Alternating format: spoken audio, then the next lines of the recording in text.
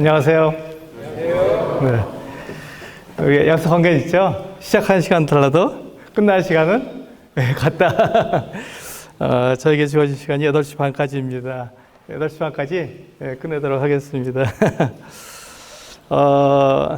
저는 소개받은 대로 서수직교회에서 주님을 섬기는 김창현 형제입니다. 제가 1980년도에, 그러니까 제 나이 18살 때입니다. 고등학교 2학년 때 주님을 믿고 지금까지 주님을 섬기고 있습니다. 제가 학생 때 구원을 받았기 때문에 아마 학생들을 위해서 어떻게 살아왔는지, 또 학생들을 위한, 중고등부를 위한 활성화가 어떻게 하면 좋은지 말씀해 달라고 부탁을 한 것 같습니다. 제가 1980년대 구원을 받고 지금까지 이렇게 오는 동안에 많은 모습들을 보았습니다. 특별히 이제 여러 형제님들이 교회를 개척하고 거기에서 수고하고 애쓰는 모습들을 많이 봤습니다. 저 역시도 모임을 개척하고 또 지금까지 이렇게 주님을 섬겨왔기 때문에 같은 마음이라 생각이 됩니다. 그런데 정말 열과 성을 다하고 최선을 다해서 섬긴 그 지역교회가 내가 마지막 세대가 되면 안 되잖아요. 다음 세대로 연결돼야 되고 다음 세대가 교회를 더욱더 지역교회 복음과 말씀을 증거할 수 있는, 그래서 사람들에게 복음을 전할 수 있는, 주님을 섬길 수 있는 그 아름다운 모습들이 계속 이어져 나가야 하는데 그렇게 하기 위해서 오늘 우리는 여러 가지 말씀들을 들었습니다. 특별히 이제 앞에는 디모데학교 학생들이 와서 놀라운 특송을 불렀잖아요. 참 아름답더라고요. 그 아이들이 그렇게 나와서 정말 주님을 위해서 또 주님의 나라를 위해서 자기 일생을 드리겠다고 하는 그 어떤 삶을 나타낼 때 우리의 마음속에 감동이 있지 않습니까? 그런 동일한 감동이 아마 우리 형제 자매님들에게 있으리라 생각이 됩니다. 그것이 나에게서 끝나는 것이 아니라 다음 세대로, 그래서 교회가 점점 더 세워져 나가고 또 아름답게 이루어져 나가야 되지 않는가, 이런 생각을 하게 됩니다. 그러기 위해서 우리는 무엇을 할 것인가? 오늘 나에게 주어진 이 사명을 위해서는 무슨 일을 할 것인가 하는 것을 생각해 보는 것이 중요하다고 생각이 됩니다. 계속해서 같은 말씀이 나오고 있는데 우리 한번 찾아볼까요? 디모데 후서 2장 2절 말씀을 한번 열어서 찾아보도록 하겠습니다. 디모데 후서 2장 2절 말씀을 찾아서 같이 한번 읽어보도록 하겠습니다. 제가 베이비 부모 세대더라고요. 그래서 아날로그 식으로 PPT 없이 말씀을 전할 테니까 깜짝 놀라더라고요. 저는 참고로 전자과를 나왔습니다. 컴퓨터 공학과를 나왔기 때문에 컴퓨터를 잘 다룹니다. 그런데 PPT를 사용하지 않으니까 이상하게 생각하는데, 저는 PPT를 사용하지 않고 우리 형제자매들에게 말씀을 드리겠습니다. 디모데후서 2장 2절 말씀 같이 한번 읽어보도록 하겠습니다. 시작. 또 내가 많은 증인 앞에서 내게 들은 바를 충성된 사람들에게 부탁하라. 그들이 또 다른 사람들을 가르칠 수 있으리라. 그렇습니다. 우리가 오늘 이와 같은 주님으로부터 받은 사명을 내가 가지고 다음 세대에게 또 성도들에게 이같이 말씀을 전하는 그 이유는 바로 이것 때문에 그렇습니다. 내가 성경으로부터 받은, 하나님으로부터 받은 그 말씀을 다음 세대에게 정확하게 알려줘서 그들로 하여금 변화를 받아서 그들의 삶을 통해서 다른 사람들에게 복음을 전할 수 있도록, 특별히 오늘 이 학생들, 중고등부 학생들을 우리가 생각해 볼 때 우리 방금 봤지 않습니까? 디모데 학생들이 나와서 그들이 중고등학생들이에요. 그들이 하나님께 찬양드리는 모습을 봤을 때 너무나도 아름답고 우리의 가슴이 뜨거워지는 것을 보았습니다. 그것처럼 그 아이들이 주님 앞에 그 같은 찬양을 계속해서 드릴 수 있도록 우리가 가르쳐야 하고 바르게 살도록 도와줘야 하고, 그들이 바른 신앙을 가질 수 있도록 우리가 가르쳐줘야 하는 것입니다. 그러기 위해서 오늘 나는 무엇을 할 것인가 하는 것이 우리들의 사명이죠. 저는 우리 형제 자매님들에게 감히 세 가지 중고등부 부흥의 그 문제가 무엇인지에 대해서 말씀을 드리겠습니다. 우리 교재를 보시면 다 아시겠지만 세 가지를 가지고 말씀을 드리겠습니다. 제가 이제 이 주제를 맡아서 이렇게 연구하면서 여러 가지 동영상도 보고 많은 자료들을 찾아봤지만 비슷합니다. 다 똑같은 고민을 가지고 있고 다 어려운 것 같은 상황 속에 있는 거예요. 중고등부 교사라 그러면 다 그런 아픔과 괴로움을 가지고 있더라고요. 우리 모임만 그런 것이 아니라 모든 이 학생들의 교사들은 다 비슷한 그 어떤 아픔과 괴로움을 가지고 있습니다. 그때 우리는 어떻게 해야 하는가 하는 것이죠. 그때 우리에게 주어진 것은 세 가지로 그 문제를 볼 수 있는데, 첫 번째는 사람입니다. 전문가. 청소년 전문가가 우리에게 없다는 것입니다. 그거는 우리 모임뿐만 아니라 기독교 교계가 가지고 있는 문제점입니다. 이걸 해결해 줄 수가 없는 거예요. 아이들의 그 중고등학생들의 그 문제점, 그 청소년들의 그 아픔들을 이야기할 때 그것을 들어줄 수 있는 사람이 없다는 것이죠. 두 번째는 교재가 없다는 것입니다. 중고등부 교재를 만들기가 참 어렵습니다. 저는 오랫동안 출판사에게, 기독교 출판사에게 몸을 담고 있는 사람입니다. 1990년부터 기독교 그 출판사에게 몸을 담고 있기 때문에 꽤 오래됐죠. 꽤 오랫동안 기독교 출판계에 몸을 담고 있지만 중고등부 교재만큼 어려운 게 없습니다. 그걸 만들어내기가 너무나도 어려운 거예요. 그 이유는 이따 말씀드리겠습니다. 세 번째, 제가 가지고 있는 제가 본 문제점은 활동입니다. 이 청소년들은요, 아이도 아니고 어른도 아니고 중간에 낀 세대예요.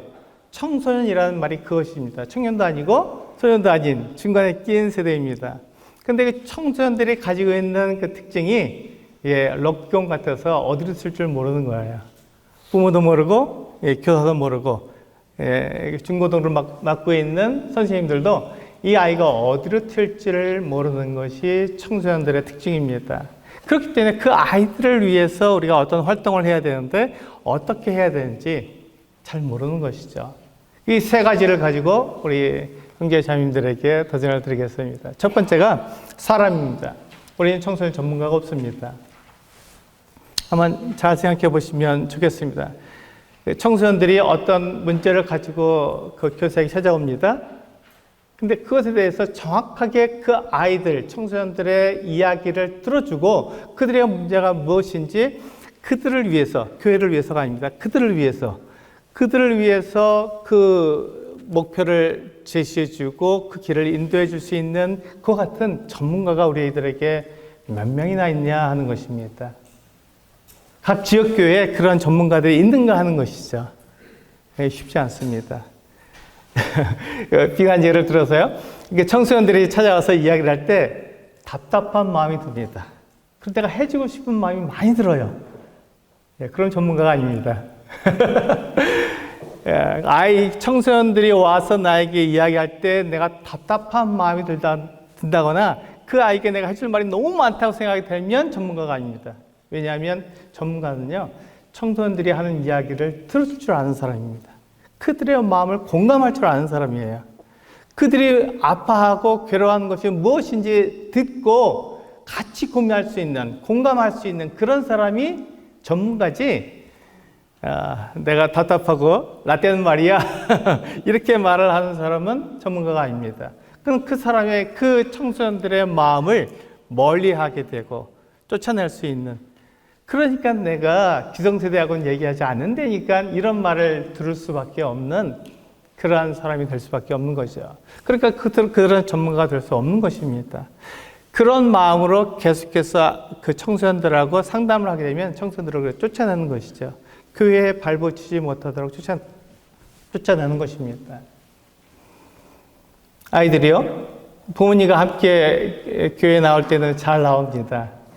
그렇잖아요. 교회 나올 때는 잘 나와요. 그러다가 아이들이 이제 고등학교 1, 2, 4학년을 마치고 대학에 딱 들어가게 되면 화려합니다. 세상은 너무 화려하거든요. 그리고 자기가 하고 싶은 대로 자유를 줍니다. 네가 하고 싶은 대로 해. 이제는 네 마음대로 돼. 라고 말했을 때 나는 이제 교회에 나오지 않을게요. 이렇게 말하는 그 자녀들이 너무나도 많다는 것이죠. 그런 상담을 받을 때가 참 많이 있습니다. 그런 고민을 가지고 부모님들이 저기 찾아와서 전화를 걸어서 우리 아이를 좀 만나주세요 하는 그런 부모님들이 참 많습니다. 무엇이 문제입니까? 고등학교 4학년 때까지는 부모에게 매달릴 수밖에 없는 거죠. 내 생명의 내 여탈권을 부모가 하고 있으니까 부모에게 매달릴 수밖에 없는 거죠. 그런데 부모의 곁을 떠나서 대학에 들어가게 되면 너무 화려합니다. 너무 자유로운 거예요. 그러니까 그 삶을 누리기 위해서 부모를 떠나게 되고 교회를 떠나게 됩니다. 그때 우리는 그 아이들에게 무엇을 말해줄 수 있을까요? 너무 늦었죠. 그 아이들이 청소년기에 우리는 그 아이들에게 해줘야 할 말이 있는 것입니다. 그 아이들이 올바른 신앙을 가질 수 있도록 도와줘야 하는 것이죠. 그렇기 위해서 우리는 청소년 전문가가 필요합니다. 학생들이요, 교회에 나오는 그 가장 큰 이유가 뭐냐면 선생님이 좋기 때문에 나와야 합니다. 부모가 좋기 때문에 나오는 게 아니라 선생님이 좋기 때문에 나와야 합니다. 그가 전문가입니다. 그가 청소년들과 같이 소통할 수 있는 사람이죠. 그래서 그 아이들이, 청소년들이 선생님을 보고 그 교회에 나올 수 있도록 그렇게 되어야 하는 것이죠. 그래서 그 아이들은요, 자기들의 말을 들어주는 선생님, 자기들의 이야기를 들어주고 공감해 주시는 선생님을 찾습니다. 그런 사람이 없기 때문에 어려운 거예요. 우리 잠언 말씀 한번 볼까요? 잠언 27장 23절 말씀을 한번 보겠습니다. 잠언 27장 23절 말씀입니다. 구약성경 잠언 27장 23절입니다. 같이 읽어보겠습니다. 시작. 내 양떼의 형편을 부지런히 살피며 내 숫대에게 마음을 두라. 청소년 전문가들은요, 청소년 사역을 하고 있는 선생님들은 내 숫대에, 내 양떼의 형편을 부지런히 살피고 내 숫대에게 마음을 둬야 합니다. 다른 데 신경 쓰면 안 되는 거죠. 그 아이들, 그 청소년들의 상황을 알고 그들과 소통할 수 있는 그 같은 선생님들이 되어야 합니다. 그래서 이 청소년들을 대상으로 사역을 하려면 청소년들에게 해줄 말이 있어야 되는 거죠. 뭐라고 말해줘야 되는지 알아야 됩니다. 그래서 그것을 위해서 이 교사들을 위해서 우리 장로 형제님들이 그들에게 가르쳐줘야 하는 것이죠. 무엇이 진리인지, 무엇이 교회를 이루는지, 무엇이 은사인지 정확하게 교사들에게 알려서 그것을 가지고 아이들과 소통할 수 있도록 도와줘야 하는 것입니다. 그렇지 않으면 이 교사들이 아이들에게 해줄 말이 없는 거예요.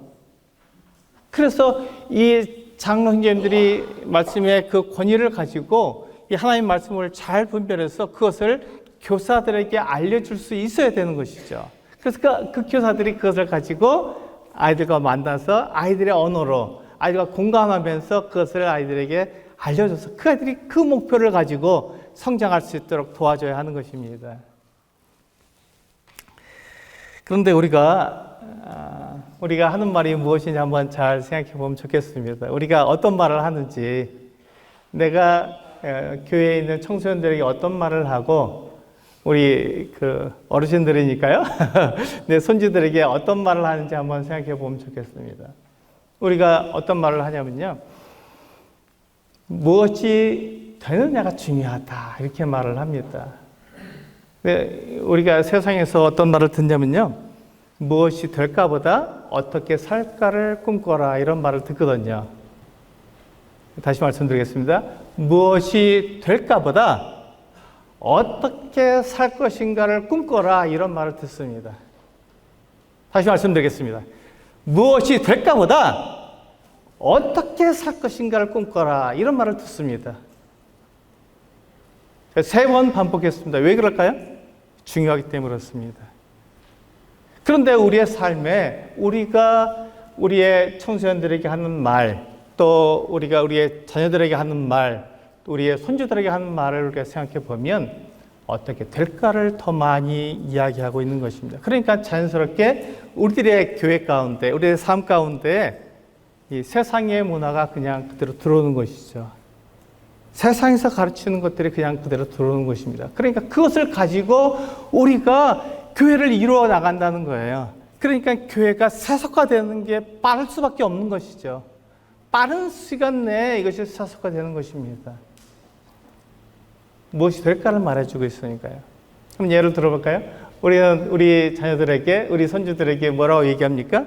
네가 의사가 되고, 네가 판검사가 되고, 네가 좋은 대기업에 들어가게 되면 하나님께서 너에게 은혜를 베푸신 것이다. 이렇게 얘기하잖아요. 그리고 교회에서 그런 자랑을 합니다. 그러면 성도들이 뭐라 합니까? 아이, 하나님의 은혜를 받았다고 얘기합니다. 그럼 그 반대에 있는 사람들은 은혜를 받지 않은 것입니까? 아니잖아요. 대교회에 못 들어갔다고 하나님의 은혜를 받지 못한 것입니까? 판검사가 되지 못했다고 해서 은혜를 받지 못한 것입니까? 의사 되지 못했다고 은혜를 받지 못한 것입니까? 그렇지 않잖아요. 근데 우리의 삶에 있어서, 우리의 말에 있어서 그렇게 무엇이 될까를 계속해서 강조하기 때문에 세상이 우리의 삶 가운데, 우리 교회 가운데 쉽게 들어와 버리는 것이죠. 그러니까 우리가 우리의 자녀들에게, 우리의 손주들에게 할 말이 없는 것이죠. 우리 청소년들에게 해줄 말이 없는 것입니다. 우리 신약 성경에서 한번 보겠습니다. 누가복음 16장 13절입니다. 같이 한번 찾아보겠습니다. 네, 같이 한번 읽어보겠습니다. 누가복음 16장 13절 시작. 집 하인이 두 주인을 섬길 수 없나니 혹 이를 미워하고 저를 사랑하거나 혹 이를 중히 여기고 저를 경히 여깁니다. 너희는 하나님과 재물을 겸하여 섬길 수 없느니라. 이 말씀을 보면 맨 마지막에 뭐라고 말씀하고 있냐면 너희는 하나님과 재물을 겸하여 섬길 수 없다고 말씀하고 있습니다. 그러니까 하나님을 섬길 사람은 하나님을 섬기고 재물을 섬길 사람은 재물을 섬기라고 말씀하고 있는 것이죠. 이 둘 다를 동시에 섬길 수 없다고 주 예수님께서 그렇게 말씀하신 것입니다. 그런데 우리 교회 가운데서 우리가 듣는 말은 뭐냐면 이 둘을 다 동시에 섬길 수 있다고 듣습니다. 둘을 다 재물도 섬기고 하나님 섬길 수 있다고 듣습니다. 그렇지 않습니다. 예수님은 정확하게 둘 다 섬길 수 없고 그 중에 하나만 섬길 수 있다고 얘기합니다. 그럼 우리는 무엇을 섬기도록 가르쳐야 할까요?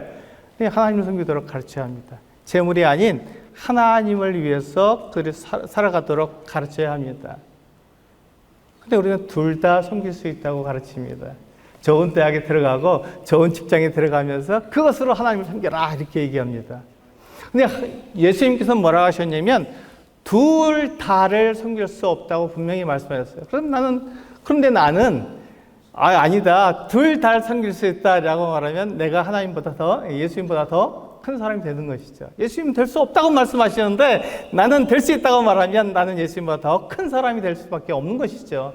그러나 우리가 주님을 믿는다면, 예수 그리스도를 믿는다면, 그분의 말씀을 믿는다면 그분이 할 수 없다고 말씀하시면 우리도 동일하게 그건 할 수 없는 것이라고 말씀을 해야 합니다. 그리고 그것을 통해서 우리가 청소년들에게 둘 중에 하나를 섬기도록 그렇게 말을 해야 하는 것이죠.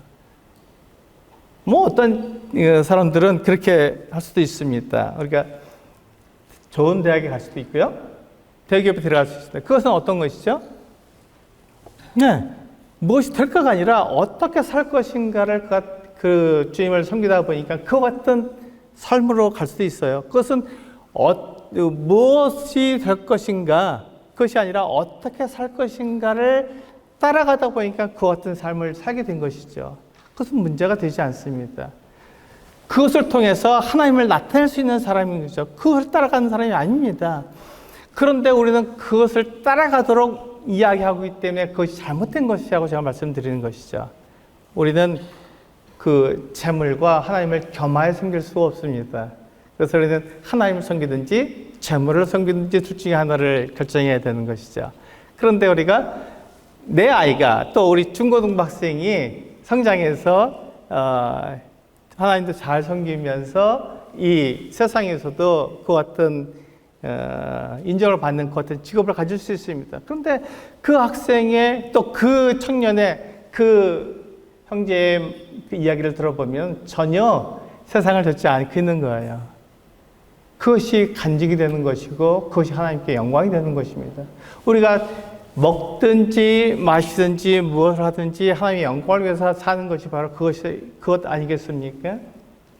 그런데 그렇게 살지 않고 하나님을 위해 살지 않고 우리가 재물을 위해 살게 되면 그는 재물을 섬기는 사람이죠. 그는 믿음의 사람이 아닙니다. 세상의 사람이죠. 우리는 그 부분을 분명하게 해야 됩니다. 그래서 우리가 어떻게 우리의 청소년 전문가들을 세울 것인가를 생각해 봐야 하는 것입니다. 청소년들하고 대화하고 그들에게 무엇을 말해줘야 되는지, 그들의 목표가 무엇인지를 가지고 살아갈 수 있도록 그들을 도와줘야 하는 것이죠. 교사들을 도와야 합니다. 내가 직접 가서 주일학교 학생회를 하라고 말씀드린 게 아니라 그 교사들에게 무엇을 말해줄 수 있는지 우리 장로님들이 그것을 생각해 보시면 좋겠습니다. 그리고 그들에게 도전을 주셔야 합니다. 우리의 삶이 그 같은 삶 아닙니까? 하나님께서 우리에게 주신 사명을 따라서 지역교회를 세우고 지역교회를 우리가 정말 최선을 다하고 열성을 다해서 지역교회를 세웠다면 그 교회가 이 성경적인 교회가 되도록 그렇게 우리는 이끌어야 되고 우리 성도들이 그 같은 삶을 사도록 이끌어야 되며 그것을 통해서 다음 세대에게 이 청소년들에게 그 같은 이야기를 해줘야 됩니다. 오늘 우리 교재를 보시면 위기라고 말씀하고 있지 않습니까? 지금 우리가 당하고 있는 것이 위기입니다. 그 위기를 위기로 우리가 알고 있느냐 하는 것입니다. 이 위기를 우리가 위기로 알고 있느냐 아니면 모두가 다 겪고 있으니까 그냥 우리가 겪을 수 있는, 견딜 수 있는 것 같은 이야기로 생각하는지 생각해 봐야 합니다. 그래서 우리는 분명하게 그 사람을 세워야 하고 그 사람 가운데서 우리가 청소년 전문가들을 세워야 합니다. 두 번째는요, 교재를 어떻게 선택할 것인가를 생각해 봐야 합니다. 청소년 교재가 정말 어렵습니다. 만들기가 어렵습니다. 청소년 교재를 만들려면요, 그 청소년 교재를 개발하는 사람들이 한 2, 3년 정도 열심히 그 교재를 개발해야 됩니다. 그리고 디자이너들이 한 2, 3년 정도 그것을 가지고 편집을 합니다. 그러고 나서 이제 책이 발간되는 거거든요. 그럼 한 5, 6년 정도 지나야 책이 만들어집니다. 근데 아까 어제도 보셨듯이 지금 청소년들은요, 굉장히 변화무쌍합니다. 빠릅니다. 그래서 우리가 5, 6년 지난 책들을 가지고 디자인을 가지고 이렇게 접근하게 되면요, 그게 싫다고 합니다. 맞지 않다고 하죠. 이 출판사는요, 한 책을 만들면 그 책이 한 10년 정도 팔려야 이익이 났습니다. 그런데 2, 3년 팔리고 난 다음에 사라질 책 같으면 굉장히 어렵죠. 만들기 어렵습니다. 이익이 남지 않으니까요. 그 책을 만들기가 어려운 거예요. 주일학교 교재는요, 그렇지 않습니다. 한번 만들면 한 10년 이상은 써요. 10년, 20년도 쓸 수 있습니다. 그런데 학생의 교재, 중고등부를 위한 교재는 그렇게 만들지 못합니다.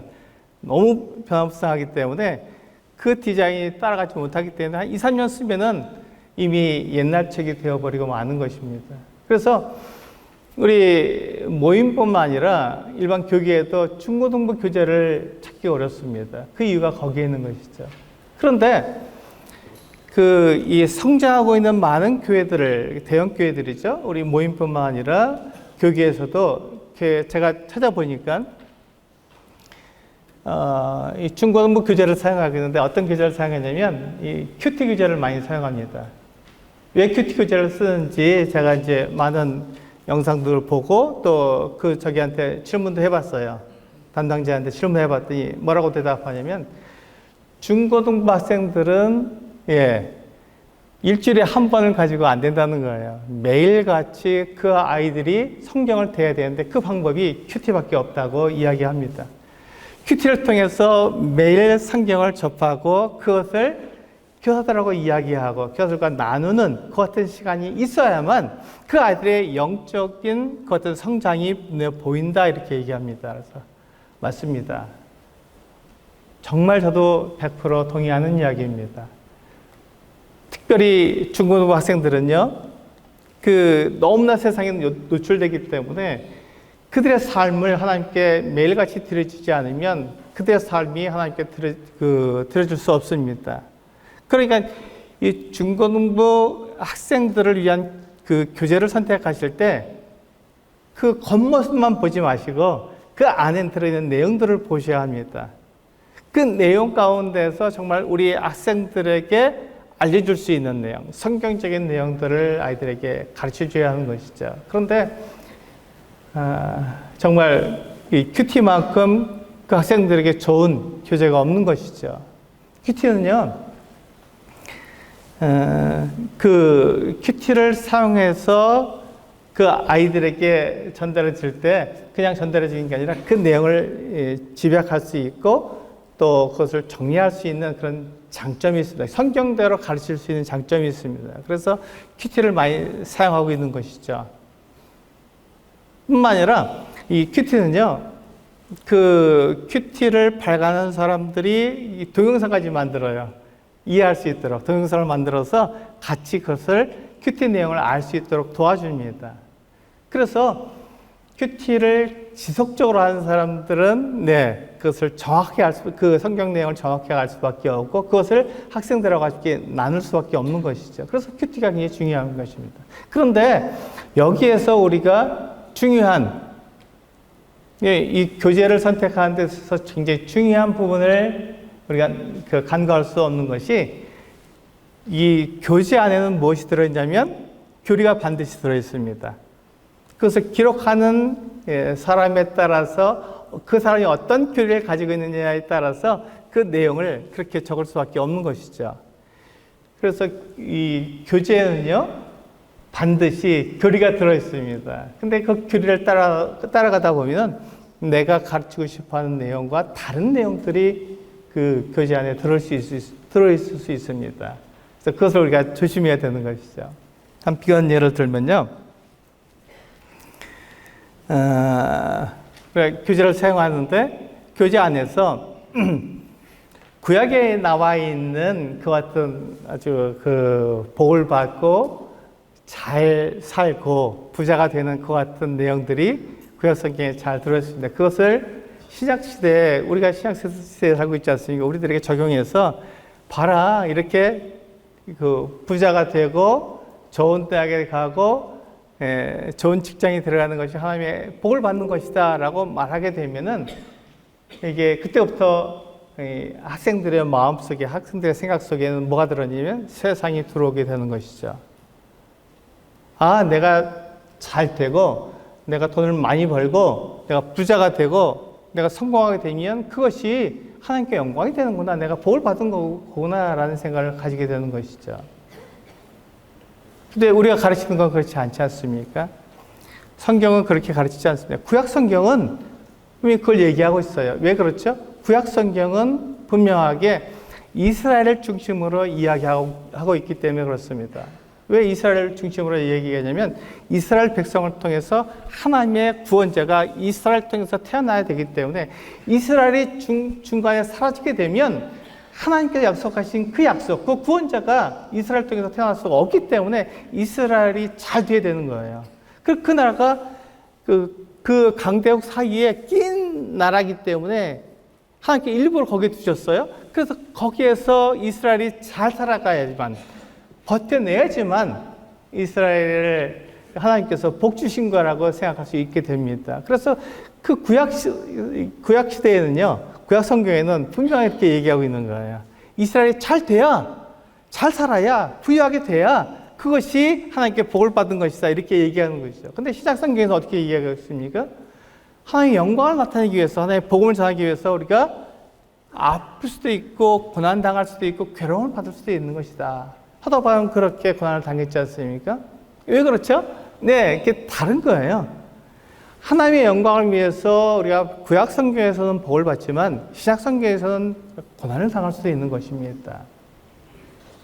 그래서 구분할 수 있어야 되는데 그걸 구분하지 않고 아이들에게 구약에도 교회가 있으며 구약 성경에 나오는 그런 모든 복들이 우리들이 추구해야 될 복이다 이렇게 얘기하게 되면 우리가 혼동되는 것이죠. 구약 성경과 신약 성경의 그 같은 차이점을 잘 모르게 되는 것입니다. 우리가 가르치는 교리는 그렇지 않습니다. 구약 성경은 이스라엘에게 정확하게 얘기해 주는 거기 때문에 하나님께서 어떠한 사람을 사랑하시는 것들을 우리가 알 수 있는 것이고 구약 성경을 통해서 신약 성경에 들어와서는 그 사랑하시는 하나님께서 내가 어떤 고난을 받더라도 나와 함께 하시며 나를 지켜주시고 나를 보호하시기 때문에 나에게 심판하시는 것 같은 하나님이라는 것을 우리는 알 수 있게 되는 것이죠. 그것을 통해서 우리가 그 교사들에게 그 같은 이야기를 해줌으로써 교사들이 그 학생들에게 그 같은 이야기를 해줄 수 있는 것입니다. 그래서 학생들이 그것을 자기들의 삶의 근거로 삼아서 나아가야 하는 것이죠. 고난이 올 때 그 고난을 이겨낼 수 있어야 하는 것입니다. 그 사랑의 하나님을 바라보고 이겨낼 수 있어야 하는 것이죠. 그게 교제가 주는 특징이고 교제가 우리들에게 주는 그 유익함입니다. 그 교리가 정확하게 구분돼야 되는데 그 교리가 구분되지 않은 상태에서 전하게 되면 혼동되는 것입니다. 우리 디모데후서 2장 15절 말씀을 보시면 그 같은 내용들을 정리해서 말씀해 주고 있습니다. 네, 같이 한번 읽어보겠습니다. 디모데후서 2장 15절 시작. 너는 진리의 말씀을 옳게 분별하며 부끄러울 것이 없는 일꾼으로 인정된 자로 자신을 하나님 앞에 드리기를 힘쓰라. 그렇습니다. 우리는 하나님의 말씀을 옳게 분별할 수 있어야 됩니다. 이것이 그러한가 저것이 그러한가 우리는 정확히 알 수 있어야 되는 거죠. 그래서 우리는 그 같은 사명을 받은 일꾼들입니다. 하나님의 말씀을 맡은 자이죠. 그래서 우리는 그것을 옳게 분별할 수 있어야 됩니다. 바르게 자를 수 있어야 되고 이것은 이런 것이고 저것은 저런 것이라고 우리는 얘기해 줄 수 있어야 되는 것이죠. 그것이 바로 일꾼들입니다.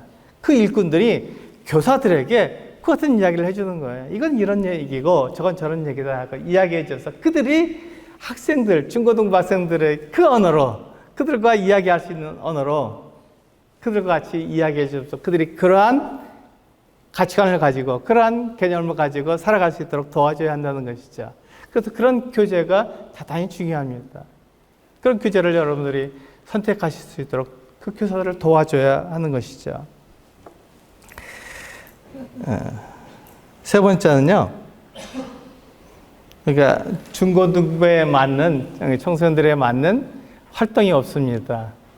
우리 활동을 잘 생각해 보시면 좋겠습니다.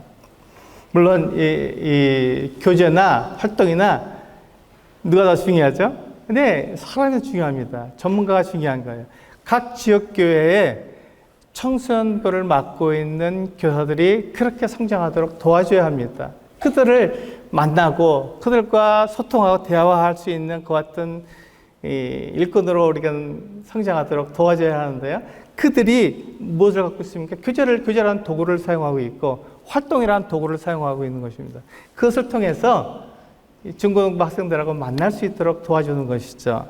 그때 이 청소년들은요, 그 소년도 아니고 청년도 아니고 어른도 아닌 중간에 끼는 세대입니다. 근데 그 청소년들이 완성된 그 같은 모습이 아니라 그 모습, 지금 보고 있는 그 모습이 완성된 모습이 아니라 지금 성장 중이라는 것입니다. 지금 성장하고 있는 중이라는 것이죠. 제가 고등학교 2학년 때 18살 때 예수를 믿었을 때 그 모습이 지금 모습이라 생각하시니까 전혀 아니죠. 그때는 뭐가 뭔지 몰랐습니다. 제가 가르쳐 받을 때는 이것이 진리인지 저것이 진리인지 잘 몰랐어요. 세상에서 가르쳐 주는 것과 이 성경에서 가르쳐 주는 것의 차이점을 잘 몰랐어요. 그런데 시간이 지나고 성경을 연구하고 배우다 보니까 그것이 다르구나. 세상은 이렇게 가르쳐 주고 있는데 성경이 이렇게 가르쳐 주고 있구나 하는 것을 다르게 할 수 있도록 되어 있는 것이죠. 그러니까 청소년들은 성장 중에 있는 거예요. 완성 단계에 있지 않습니다. 그런데 우리 어른들이 청소년들을 볼 때 완성된 단계로 보게 되면 답답할 수밖에 없죠. 그 모습으로 주님 어떻게 섬기냐 이런 얘기를 할 수 있는 것이죠. 그런데 이 청소년 전문가들, 청소년 이 사역자들은 어떻게 봅니까? 성장 중으로 보는 거죠. 그래서 지금 모습이 다가 아닙니다. 이들을 잘 가르쳐주고 이들에게 하나님의 올바른 가치관을 가르쳐주면 이들의 삶이 하나님께 들어집니다라고 말하는 것이죠. 그랬을 때 그 아이들을 잘 돌보기 위해서 도구가 필요한 거예요. 그 도구 중에 하나가 뭡니까? 이 활동입니다. 활동을 통해서 이 아이들이 선생님을 좋아하게 만들고 선생님의 말을 듣도록 그렇게 도와주는 것이죠. 그렇게 해서 그 아이들이 그 선생님을 따라갈 수 있도록 아주 저렇게 성장했으면 좋겠다. 아주 저렇게 살았으면 좋겠다 하는 생각을 가지도록 도와주는 것입니다. 이 활동이 그런 어떤 영향력을 가지고 있거든요.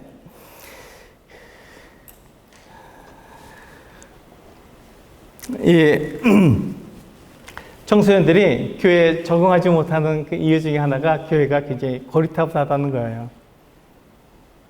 교회 와보면 옛날 방식을 그대로 생각하고 있거든요. 그래서 고리타분하다고 얘기합니다. 아이들이 가지고 있는 휴대폰 속에는 화려한 것들이 많이 들어있습니다. 우리가 이야기하는 것 더 화려한 것들이 휴대폰 속에 들어있고 그 TV에 보면은요, 그 게임을 만드는데 그들은 정말 많은 돈을 들여서 그 게임을 만들거든요. 그러니까 우리 교회는 그것을 감당할 수가 없습니다. 그렇게 천문학적인 돈을 들여서 그 같은 게임을 개발하고 화려한 모델을 만들 수가 없는 거죠. 그러다 보니까 교회가 사용하는 그 활동의 많은 배경들이 이 세상에서 가지고 있는 세상에 개발한 것들을 가져 쓰는 것입니다. 그럴 수밖에 없죠. 그래야 아이들하고 소통이 되는 거니까요. 그런데 우리가 가져 쓰는 그 같은 세상의 그 같은 것들을 가져 쓰지만 그렇다면 이 세상이 줄 수 없는 것을 교회가 학생들에게 줘야 하는 것이죠. 세상이 줄 수 없는 것을 교회가 줄 수 있어야 되는 것입니다. 그것이 교회와 세상의 다른 점입니다. 그렇다면 교회가 우리 중고등부 학생들에게 줄 수 있는, 교회만 줄 수 있는 그 어떤 특이점이 무엇이죠? 예, 친밀감입니다. 친밀감. 교회는 굉장히 친밀합니다. 그래서 이 교사가 아이들에게 어떤 활동을 하든지 그 활동 속에 무엇이 들어있었냐면 교사의 친밀함이 그 안에 들어있어야 됩니다. 이건 굉장히 쉽잖아요. 우리가 늘 하는 거잖아요. 그런데 그 안에 세상과 이 교회의 차이점이 들어있는 것입니다. 그래서 우리는 어떤 활동을 하든지 그 안에 그 아이들을 위한, 그 아이들을 인정하기 위한 어떤 친밀함이 들어있어야 되는 것이죠. 우리가 세상의 것들을 가져오게 되고 TV에 나오는 것 같은 그 게임들을 가져옵니다. 그래야만 아이들이 그것을 소통할 수 있으니까요. 그러나 그 안에는 세상이 주는 그 같은 세속적인 것들, 그 계급적인 것들, 그리고 돈이 많으면 인정받는 그 같은 것들이 아니라 그런 것들은 다 제쳐놓고 우리 그리스도인으로서의 그 같은 친밀함, 하나됨 이런 것들을 그 안에 넣게 되면 아이들이 달라지는 것입니다. 비록 그 같은 세상의 문화를 그들이 가져온다 할지라도 그 안에서 교회만 줄 수 있는, 그 선생님만 줄 수 있는 그 같은 것들을 우리가 배우기 때문에 그 아이들의 마음이 달라지는 것이죠. 교회 안에서 달라지게 되는 것입니다. 그래서 그 아이들이 선생님을 좋아하도록 만들 수 있는 어떤 활동들을 만들어냅니다. 그 활동에는 여러 가지가 있을 수 있죠. 그런데 정말 그 아이들을 위한 그 같은 좋은 그 활동 중에 하나는요, 아이들을 데리고 이렇게 그 박물관도 가고 또 캠프장도 가고 이렇게 움직여주는, 활동하고 있는 그 같은 내용들이 참 중요합니다. 그래서 그 아이들과 함께 같이 식당에서 식사도 하고 아이들과 함께 같이 이야기도 나누고, 그리고 걸어가면서 또 돌아가면서 아이들과 친밀감을 가질 수 있도록 함께 하는 것이죠.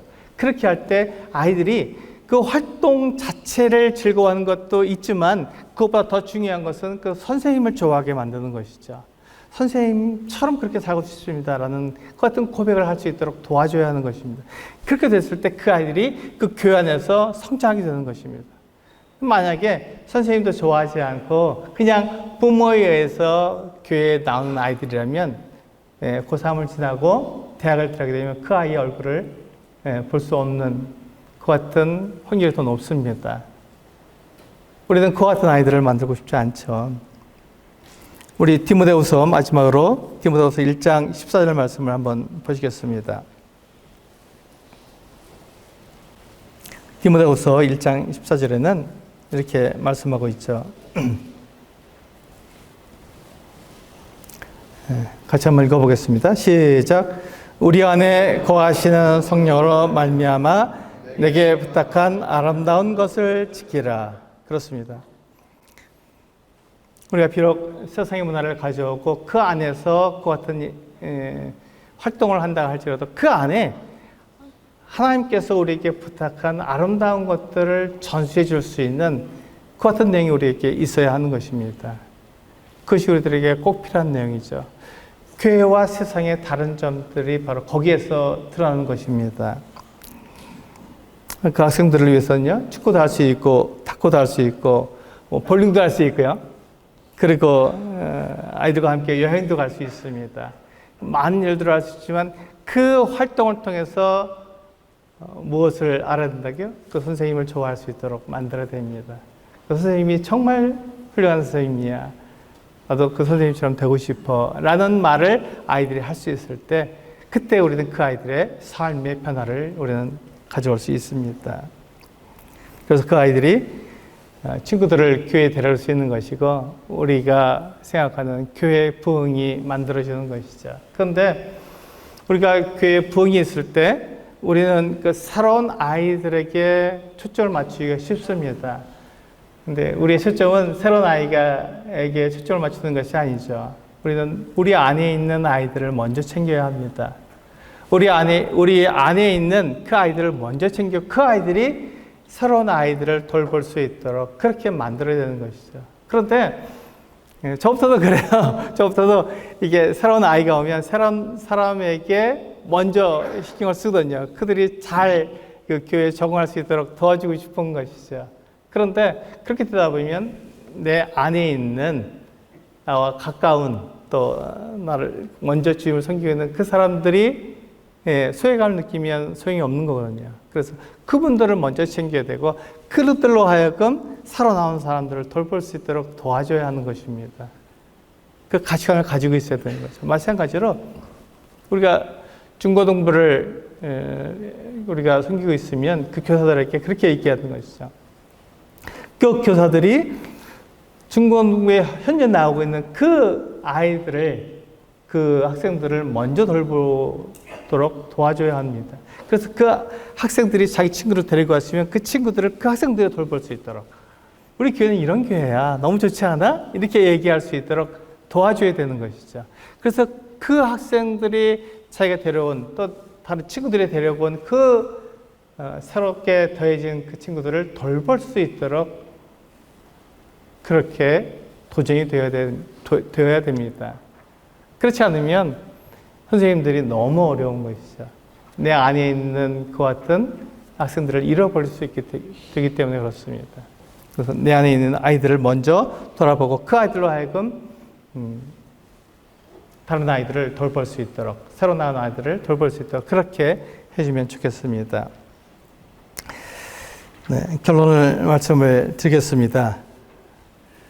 우리에게는요 청소년을 올바로 대할 수 있는 전문가가 필요합니다. 우리 전문가가 없습니다.